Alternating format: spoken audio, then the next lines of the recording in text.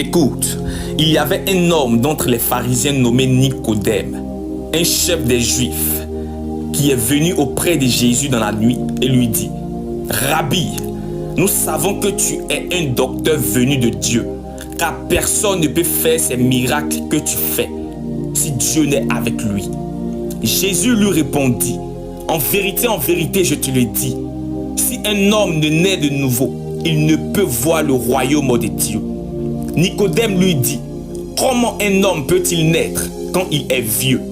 Peut-il entrer dans le sein de sa mère et naître de nouveau? Jésus répond: en vérité, je te le dis, si un homme ne naît d'eau et d'esprit, il ne peut entrer dans le royaume de Dieu. Ce qui est né de la chair est chair, et ce qui est né de l'esprit est esprit. Ne t'étonne pas que je t'ai dit, il faut que vous naissiez de nouveau.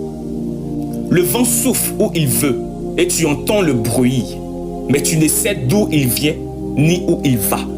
Il en est ainsi de tout homme qui est né de l'esprit. Nicodème lui dit: comment cela peut-il se faire?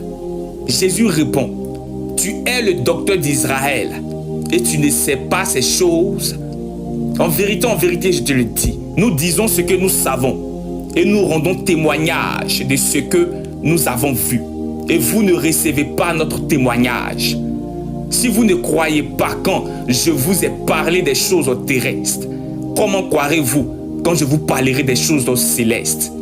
Personne n'est monté au ciel, si ce n'est celui qui est descendu du ciel, le Fils de l'homme qui est dans le ciel.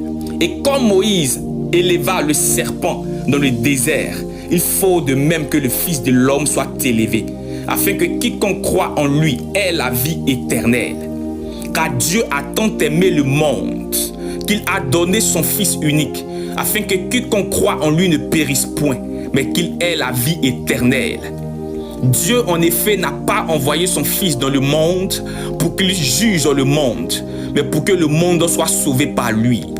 Celui qui croit en lui n'est point jugé, mais celui qui ne croit pas en lui est déjà jugé, parce qu'il n'a pas cru au nom du Fils unique de Dieu. Et ce jugement, c'est que la lumière étant venue dans le monde, les hommes ont préféré les ténèbres à la lumière, parce que les œuvres étaient mauvaises. Car quiconque fait le mal est la lumière, et ne vient point à la lumière, de peur que ses œuvres ne soient dévoilées. Mais celui qui agit selon la vérité vient à la lumière, afin que ses œuvres soient manifestées, parce qu'elles sont faites en Dieu. C'est pourquoi Jésus-Christ vous appelle à marcher selon l'esprit et non selon la chair. Abandonnez les mauvaises œuvres dans lesquelles vous vous trouvez. Église, votre Dieu vous appelle à la repentance et à la sanctification. L'heure est venue afin que vous puissiez marcher selon l'esprit et non selon la chair. Abandonnez les désirs de la chair et ses passions. Le diable rôde comme un lion cherchant qui dévorer. Car le diable ne vient que pour détruire, égorger et tuer.